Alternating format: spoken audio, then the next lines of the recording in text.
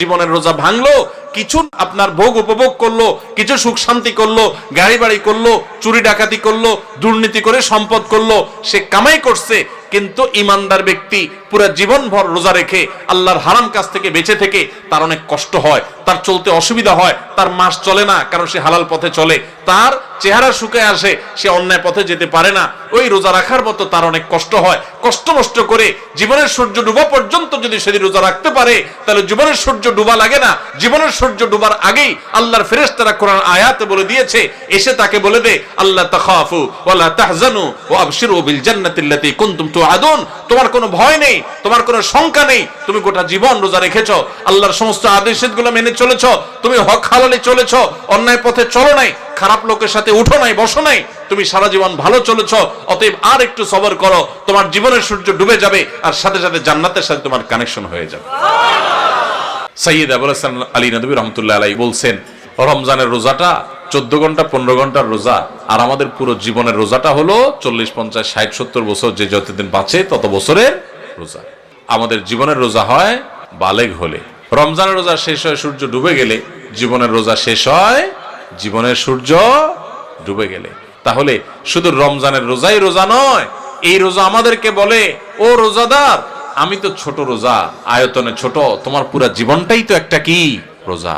রোজা রেখে যেরকম তুমি খাইতে পারো না, পান করতে পারো না, তোমার গোটা জীবন ভর তুমি নামাজ ত্যাগ করতে পারো না, হারাম কাজ করতে পারো না, সেখানে অনেক কিছু নিষেধ আছে। ধরেন দুইটা বাচ্চা আপনার, একটার বয়স 8 আর একটা বয়স 10, দুটোটা মিলে রোজা রাখছে।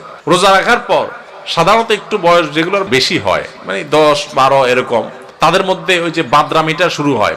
এই দুইজনের মধ্যে মনে করেন বড় ছেলেটা সকাল 10টা 11টার দিকে প্যান প্যান করা শুরু করছে মায়ের পিছে পিছে, আম্মু আমার ক্ষুধা লাগছে, আমি রোজাটা ভেঙে ফেলি, আমার কিছু খাইতে ইচ্ছা করে, আমি আর পারতেছি না, গলা শুকিয়ে আসতেছে।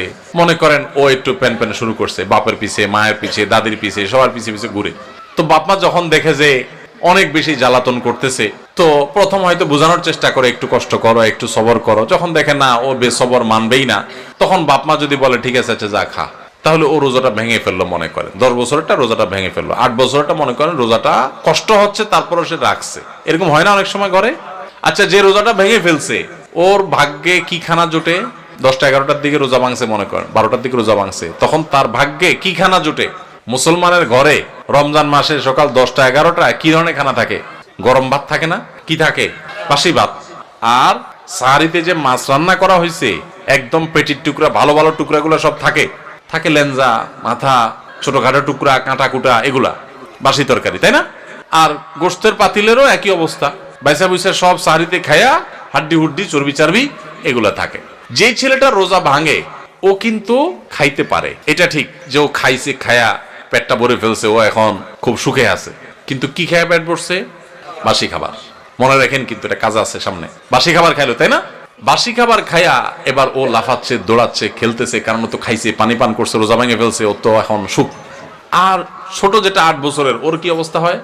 কথা বলেন, ওর অবস্থা কি? সময় যত বাড়তে থাকে তার কষ্ট বাড়তে থাকে।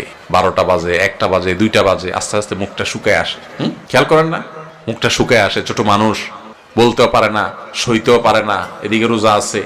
আস্তে আস্তে যখন 2টা বাজে, 3টা বাজে, 4টা বাজে, বিকাল হইতে থাকে, এবার এই বাচ্চার চেহারাটা যখন ফ্যাকাশে হয়ে আসে, সে যখন কষ্ট করে, এবার তার বাপ দেখলে তাকে বলে, আব্বু এই তো আর 3 ঘন্টা। মা দেখে বলে, বাবা এই তো আসর আজান হয়ে গেছে, দেখতে দেখতে মাগরিব হয়ে যাবে, আর একটু। দাদি দেখে বলে যে নাতি এই তো শেষ, দেখতে দেখতে পার হয়ে যাবে। কত কষ্ট করছে, আরে আমার নাতিটা। আদর শুরু হয়ে যায় কিন্তু, তাই না?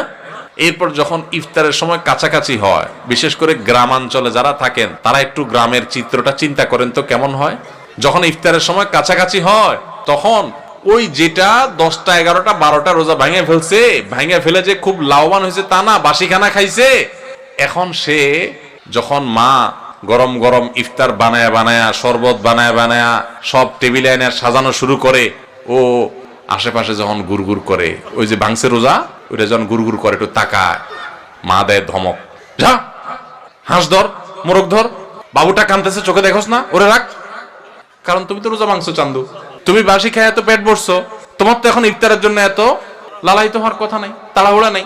যাও বাচ্চারা ধরো, যাও তাড়াতাড়ি একটা মোমবাতি নিয়ে আসো, কারেন্ট চলে গেলে জ্বালাইতে হবে। তাহলে ও রোজা ভাঙে একটু বাসি খানা খাইছে, খাইছে একটু বাসি খানা, কিন্তু এখন দৌড়ানি খায়। আর যেই ছেলেটা ছোট মানুষ রোজা রাখছে, মুখটা শুকায় গেছে, আর আধা ঘন্টা বাকি আছে সূর্য ডুবার, ওর কি অবস্থা হয় বলেন? তাড়াতাড়ি তারা ডেকে এনে দাদি কোলে নিজের কাছে বসায় চেয়ারে, বাবা হাত দেয় পিঠে, মা এসে চুমা দেয়, বাবা আমার কত কষ্ট হয়ে গেছে, এই তো বাবা আজান দিয়ে দিবা, আর অল্প একটু বাকি। আদর আর আদর শেষ নাই, তাই না? আর মুয়াজ্জিন আজান দিতে দেরি, তার খানার আর দেরি নাই। মা শরবত আগাইতে, বাবা আগে শরবতটা মুখে নাও। দাদি খেজুর আগাইতে, বাবা আগে একটু খেজুরটা মুখে নাও।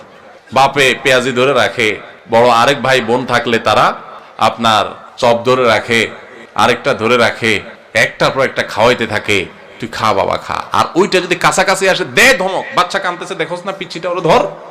হয় কি হয় না বলেন? ওই যে ধমক টমক খায়, দৌড়ানি দাঁড়ানি খায় বেচারা রোজা ভাঙ্গা, সে কিন্তু মাগরিবের পর আজান হয়ে গেলে, নামাজ হয়ে গেলে, ওই ডাইনিং টেবিল থেকে ইফতারি সবাই খায়া টায়া যখন ওই বাইসা বুইসা থুইয়া দেয়, বেগুনি যেগুলো ভালো ভালো ভাজা হয়েছে এগুলো তো সব খাওন শেষ, যেগুলো কোনা কাঞ্চি পুড়ে টুড়ে গেছে এগুলো রয়ে গেছে, নামাজের পরে এবার ওরে বলে আচ্ছা যা তুই একটু খা। ঠিক না বেঠিক? রোজা যে ভাঙছে ওর কপালে খানা জুটে, কিন্তু সেটা সকালেও বাসি বিকালেও। আর যে কষ্ট করে রোজা রাখে তার কষ্ট কিন্তু হয়, চেহারা কিন্তু শুকায় যায়, জিহ্বা কিন্তু শুকায় যায়, অনেক কষ্ট হয়। কিন্তু কষ্ট করে যদি সে রোজাটা রাখতে পারে শুধুমাত্র, তাহলে সূর্য ডুবার আগে থেকে তার আদর শুরু হয়, মায়া শুরু হয়, কদর শুরু হয়। সূর্য ডুবার পর তার খানার খানা, আদর আর আদর, যত্ন আর যত্ন। ঠিক না বেঠিক ভাই আমার? এটা হলো রমজানের রোজার অবস্থা। রমজানের রোজাতে রোজা ভেঙে ফেললে তার পরিণতি কি হয় আমরা দেখাইলাম, আর যে রোজা রাখে তার সুফল কি সে পায় সেটাও আমরা দেখাইলাম। এবার আসেন, একটু আগে আমরা বললাম রমজানের রোজা হলো 14 ঘন্টা 15 ঘন্টা 16 ঘন্টার রোজা, আর আমাদের পুরো জীবনটা হলো সারা জীবনের রোজা। আল্লাহু আকবার। সারা জীবনের রোজাও ওই রমজানের রোজার মতো অনেকে ভেঙে ফেলে। কিভাবে ভাঙে আসেন এবার বুঝি। আপনার সামনে 2 নম্বর পথে উপার্জন করার রাস্তা পাইছেন একটা, চিটারি করে মানুষে ফাঁকি ঝুঁকি দিয়ে ইনকাম করবেন, আপনি খারাপ কাজ করবেন, সুযোগ আছে সামনে, আপনি সেটা যদি করেন তাহলে আপনার জীবনের রোজা ভেঙে ফেললেন। আর যদি বলেন না আমি তো ওই যে জীবনের রোজা আছি, আল্লাহ যে নিষেধ করছে এগুলো করতে, এই জন্য আমি হারাম করবো না, আমি যাবো না অন্যায় পথে, তাহলে আপনি জীবনের রোজাটা রাখলেন। কথা কি বুঝতে পারছেন? জীবনের রোজা ভাঙলে সেও একটু মজা পায়, একটু বিড়ি খায়, একটু মদ খায়, একটু হারাম খায়, একটু চুরি করে কামায়, একটু গালে দিয়া মনে জাল মিটায়, মানুষকে মাইরা মাস্তানি করে আপনার বাকাওয়াতি জাহির করে। এরকম জীবনের রোজা ভেঙে ফেললে, আল্লাহর আদেশ নিষেধগুলো ভেঙে ফেললে, হারাম কাজ করলে, অন্যায় কাজ করলে সাময়িকভাবে একটু মজা পায়, তৃপ্তি পায়, কিন্তু এই তৃপ্তিটাকে যদি জান্নাতে যে নেয়ামত পাওয়া যাবে জীবনের রোজা যদি রাখতে পারে, হারাম কাজ যদি ছাড়তে পারে, অন্যায় যদি না করে, আল্লাহর ভয় যদি অন্যায় থেকে বেঁচে থাকতে পারে, সেই ব্যক্তি আর আপনার রমজানের রোজা যেরকম সূর্য ডুবার পর পর শান্তি পাওয়া শুরু হয়, খাওয়া শুরু হয়, জীবনের সূর্য ডুবার পরে যে জান্নাতের নেয়ামত শুরু হবে ওইটার তুলনায় দুনিয়ার জীবনের রোজা ভাঙলো, কিছু আপনার ভোগ উপভোগ করলো, কিছু সুখ শান্তি করলো, গাড়ি বাড়ি করলো, চুরি ডাকাতি করলো, দুর্নীতি করে সম্পদ করলো, সে কামাই করছে, কিন্তু ইমানদার ব্যক্তি পুরো জীবন ভর রোজা রেখে আল্লাহর হারাম কাজ থেকে বেঁচে থেকে তার অনেক কষ্ট হয়, তার চলতে অসুবিধা হয়, তার মাস চলে না, কারণ সে হালাল পথে চলে, তার চেহারা শুকায় আসে, সে অন্যায় পথে যেতে পারে না, ওই রোজা রাখার মতো তার অনেক কষ্ট হয়। কষ্ট নষ্ট করে জীবনের সূর্য ডুবা পর্যন্ত যদি সেদিন রোজা রাখতে পারে, তাহলে জীবনের সূর্য ডুবা লাগে না। জীবনের সূর্য ডুবার আগেই আল্লাহর ফেরেশতারা কোরআন আয়াতে বলে দিয়েছে, এসে তাকে বলে দে আল্লাহ তাখাফু ওয়ালা তাহজানু ওয়া আবশিরু বিল জান্নাতিল্লাতী কুনতুম তুআদুন। তোমার কোনো ভয় নেই, তোমার কোনো শঙ্কা নেই, তুমি গোটা জীবন রোজা রেখেছো, আল্লাহর সমস্ত আদেশগুলো মেনে চলেছো, তুমি হক হালালে চলেছো, অন্যায় পথে চলো নাই, খারাপ লোকের সাথে উঠো নাই, বসো নাই, তুমি সারা জীবন ভালো চলেছো, অতএব আর একটু সবর করো, তোমার জীবনের সূর্য ডুবে যাবে, আর সাথে সাথে জান্নাতের সাথে তোমার কানেকশন হয়ে যাবে।